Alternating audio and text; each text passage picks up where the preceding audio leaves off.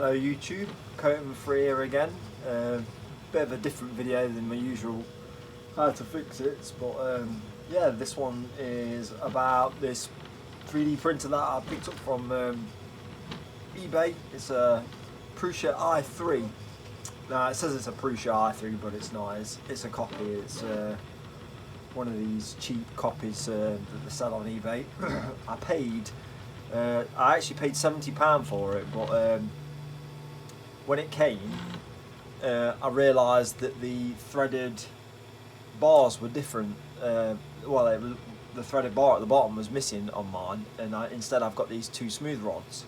So I emailed the seller and said, you know, I'm missing these bars, and I knew that the bars were quite integral to stop the flexing, the movement of the bed. And he just said to me, "Oh, I'll give you a tenner, and you can buy the replacement part on Amazon or on eBay." And I was like, "Yeah, that's fine, that's fair enough." You know, and I'd looked to see how much they were, and yeah, they were about £10, so I was quite happy with that. So this printer actually cost me £60. And I've got to say, for £60, I am absolutely, even £70, I'd have been absolutely blown away. Now, with that said, it has got its issues, and its main issues is like what I've just said about the bottom bar being missing and needing that stiffness. So when I bought it, I put it together exactly how the instructions said, and well, the instructions that I found on YouTube, because the instructions that it came with were on a CD, and I couldn't bother to put the CD in a computer. I just watched the video on YouTube, and yeah, it went together pretty decently, to be fair.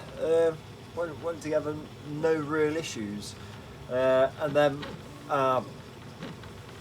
did my first few prints, and that's when I had problems. Now, I'd already watched a few videos on YouTube of people having this printer, so I was already sort of knew what to sort of expect and not to expect too much from it. And with a few adjustments and a few upgrades, you could actually get the printer to print pretty well. But I got to be honest, I've not really upgraded this much. And I actually quite figured out quite quickly why the people have so many issues with it. And so the first issue that I had with it was I had loads of wobble side to side, backwards and forwards, and the prints would always be like angled. And I knew exactly what it was. It was the bed. Now, so what I did was as you can see there, the printer is only ever going to be here. So, you know, don't copy what I did. This is just what I did, you know, but I can only recommend, not advise. So what I did was I screwed it straight into the frame of the bed and onto the side, and then there's also a side bracket on this side which keeps the whole frame absolutely plumb center. So it got rid of that slightly. It made it slightly better, being square and getting rid of that movement, because it moves, because it's only cheap wood. It's only cheap plywood or with some sort of coating on the top. So it's just prone to flexing and wobbling, especially when, I mean, look what it's doing now, going backwards and forwards, and especially the little intricate judders. It's going to move like mad. So like I say, what I did was I screwed it straight into the frame, straight onto my worktop here, because this is where this is going to live. It's not going to move, so it just made sense. So yeah, I didn't need to bother with those threaded rod in the end, because I'd given the strength that the bed needed. Now, with that said, I ran into my next problem, which included the bed again. Now, which is this belt here. The belt started slipping. It wouldn't matter if it was tight, it wouldn't matter if it was loose. it just started slipping, and the prints that came out were absolute garbage. So again, watched a few other videos, you know, that go into a lot more detail than that than I'm going to be going into, but talked about this, that, and the other, and I went on Amazon because some guy he'd upgraded the whole of this bed. He took this whole bed out, and he'd completely gone to town with it. Now, what I found was the reason why this belt was slipping was not because of the adjustment of this being slack or too tight. It's actually because of this. It's because of the bed itself. Now, the main frame under the bed is just wood as well. And if you have these springs under tension, so therefore, you know, you've leveled off your bed, and you've put your extruder to it, and you've leveled off your side setting here, and then you've tightened up the wing nuts underneath, so that, you know, when you put your piece of paper in, you're getting your friction.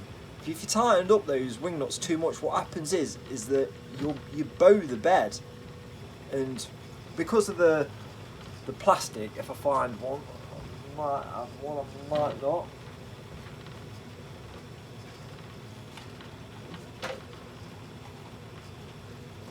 Yeah, so these are the original bearings that are on there, and it's just plastic on metal, and these bars here are just hollow metal. There's nothing in them, so the slightest bit of tension and the bend, and that is, you know, a bit of plastic running on something like that is going to put so much pressure on there, and it's not going to slide backwards and forwards enough, because at the end of the day, it's only a little motor.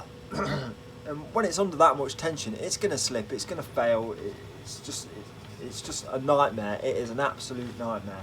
So, if I was you, if you've ordered the same printer, get the upgrade kit from Amazon or eBay or wherever, and get the ball bearings, the ball bearing rollers, which the kit came with loads of spares.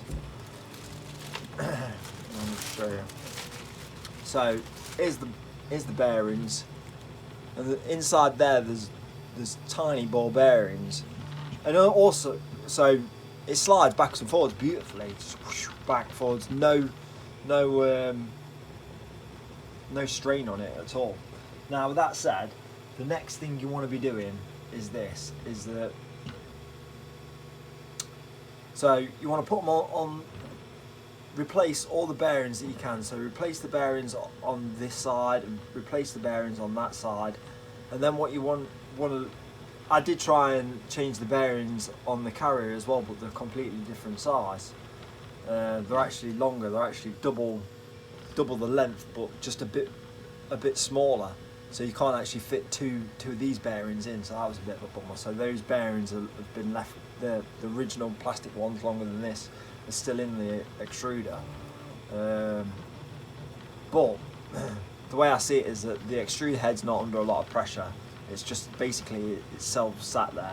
So yeah, if you get this kit, don't bother wasting your time putting it together and then having to strip it down to change these, because you will, trust me, you will need to change these 100%.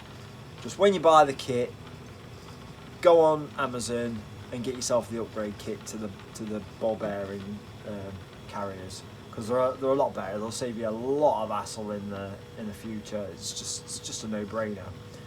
So that to me is the deal breaker, is that, and making sure 100% that the bed itself is happy, because that's where you're going to get your problems from. Now, people talk a lot about wobble as well, so the wobble on these bars will send your prints off a little bit, but I've not had that problem. I really haven't, and since I've changed that bearing, my prints that have come off have just been absolutely amazing. Since I've done that upgrade, you know, don't get me wrong, the prints ain't coming out 100%, you know, don't need to sand them, don't need to do anything. Yeah, there's a bit of sanding, but what do you want for 70 quid. Yeah, you know, I use this. I'm going to be using this to make props. So this is the Auto 9 Robocop gun that I'm printed out at the minute. So for me, I'm going to be spraying these prints. I'm going to be sanding them. So for me, I'm not bothered. You know, like you've got the layering. You know, it doesn't matter. I'll sand that down and put some spray paint over it, and it's going to be good as. I don't know if the camera's going to pick that up too well, but yeah, see what I mean? You've got these little lines here, but again, with a bit of sandpaper and paint, you're not going to see them. So for me, you know, that's half the fun.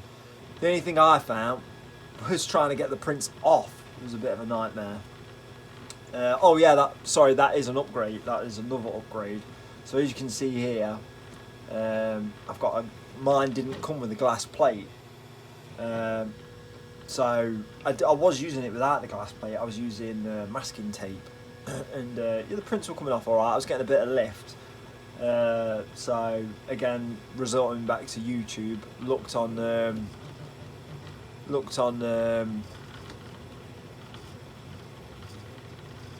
YouTube to see if anyone else had the same sort of issues, and pretty much the same. You know, you lift off, then use glass. Get yourself a glass panel. That's what I did. Now I found that the adhesion to the glass was quite good. So good that I couldn't get the bloody print off. But then I watched this video about a guy who uses water. He just put a bit of water on him and off the pop. Now the only problem is the water actually makes it quite weak. I don't know why. I think the bits where there's not much, it's quite thin. It makes them weak. So when you pull it off, you know, it can damage the back of it. Look on that one as well. It's got a bit, and that's not. I've not put something underneath that. That's just the way it's just been pulled off the glass. But again, both parts are being glued together. So yeah, you're not going to notice about that. And like I say, for the money, you can't go wrong. Would I recommend this printer? I would only recommend this printer to someone who's going to be doing stuff like what I'm doing, who's going to be doing, you know, prop building, who's going to be sanding the props, whatever it is they're making down. You know, they don't want to just print something off and it be brilliant, because it's not going to come out brilliant. You're paying peanuts for a 3D printer. Now if I'd have paid £500 or £1,000 for this thing, would have been, you know, a bit different. I'd be absolutely calling it till the cows come home. But I'm not going to do that, because again, it's 60 quid. What can you buy for 60 quid, or even £70? Yeah, fair enough. I've spent probably in the region of £20 on upgrades, just on the glass plate and the ball bearings, the bearing runners. But you know, it's a DIY kit. That's the whole idea. You know, it's not out the bag, away you go. So, like I say, would I recommend this? 100%. 100% would I recommend this printer.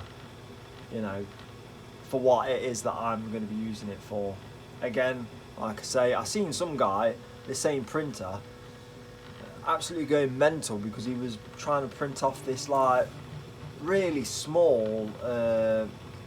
It was like an island in a globe, and he was going mental because the quality wasn't good. And I'm like thinking, you're not gonna get that good of quality out of something that costs you less than, you know, I don't know, less than 10 lottery tickets. Do you know what I mean? So yeah, I mean, I'm happy with it. It's doing exactly what I want it to do. When I first got it, it wasn't, so I'm not going to say it's been plain sailing. It hasn't. But just as long as you remember that your most important thing is this bed. It's got to be straight, and it's not got to be under tension, because if it's under tension, the motor's going to struggle to move it backwards and forwards, and it's minute details. You know, if it struggles 1/100th of a millimeter, it's gonna knacker your print up. So with that said, get yourself the upgraded belt, get yourself the upgraded, it comes all as one set as well from Amazon. I'll put it, if I can put a link to it, I'll put a link to it. It's upgraded belt with the upgraded sprockets for either side, and it comes with the bearings. Now it does also come with the couplers, with these couplers on the up and down movement. I forget if it's X or Y or Z, I don't know, but yeah. But I'm still using the tubed ones that came with it because I don't see any point in changing them now. Don't get me wrong. If I thought that it would make a difference to something, I probably would. But I'm getting, the prints are coming out brilliant. So if it ain't broke, don't fix it. So, and it also as well, to get these couplers off, I'd have to cut them because they're so tight on. And if I cut them, and the flexible ones, these bigger ones, I'll show you. Yeah, you get a whole bag. They even give you extra bearings as well. Some of the bearings I ain't got a clue what they're for. But yeah, these are the flexible ones. The flexible ones that go on there, but yeah, I'm just not seeing the need to change them, so I'm just not bothered.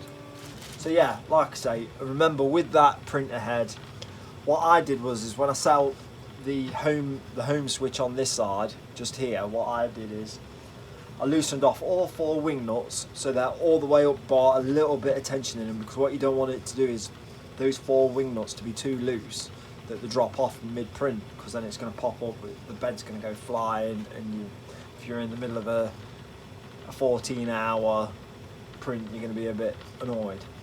So what you want to do is unloosen them so that there's still a bit of tension in them. What I mean by that is that, you know, they don't just move freely. You want a bit of tension in them, and then bring your extruder head all the way down till it either just touches this corner or a fraction of a millimeter beyond it.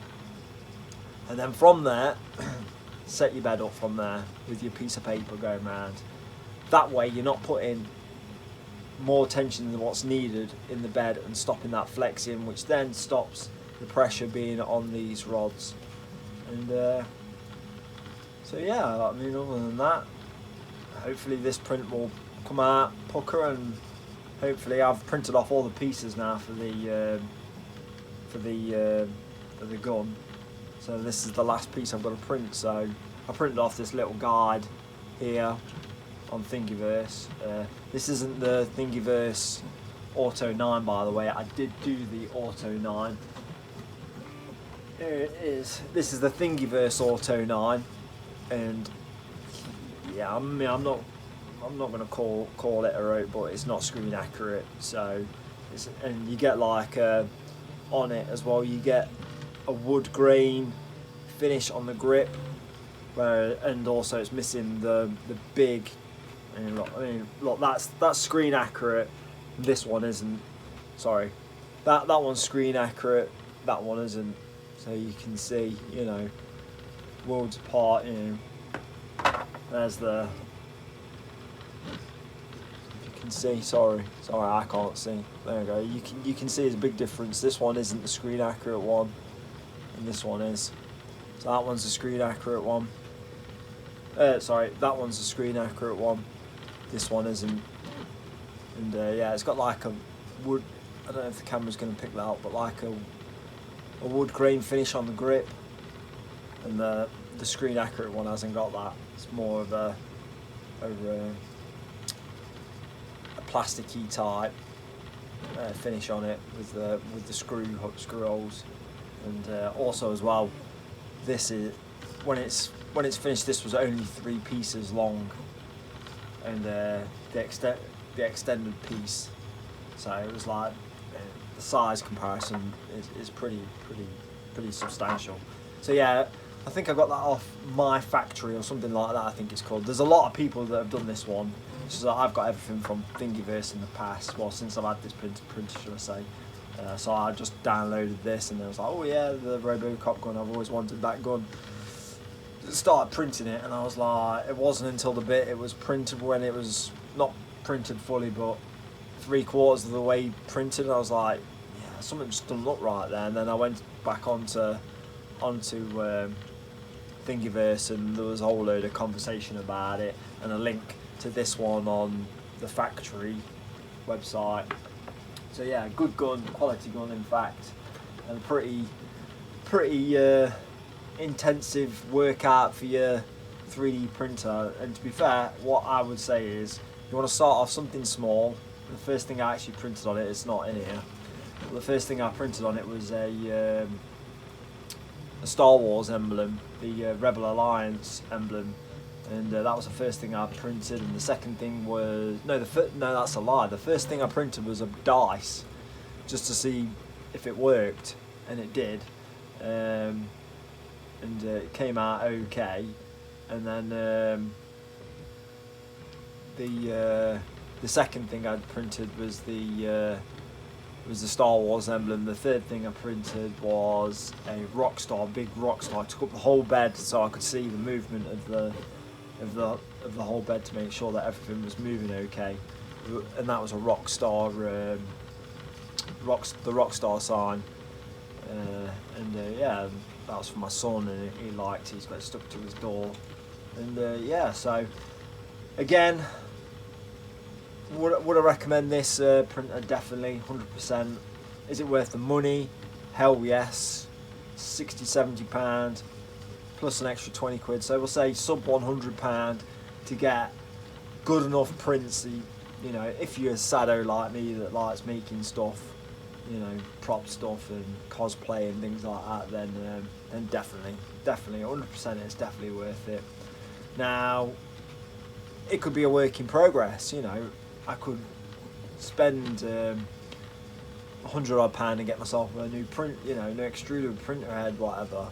You know, I'd upgrade it and get even better prints, and you know, so you got to look at it that way. I guess it's entry level, and yeah, I can't recommend it enough, to be fair. So for the money, definitely good enough. Definitely good enough. So yeah, thanks for that. If you've got any questions, just leave a comment below.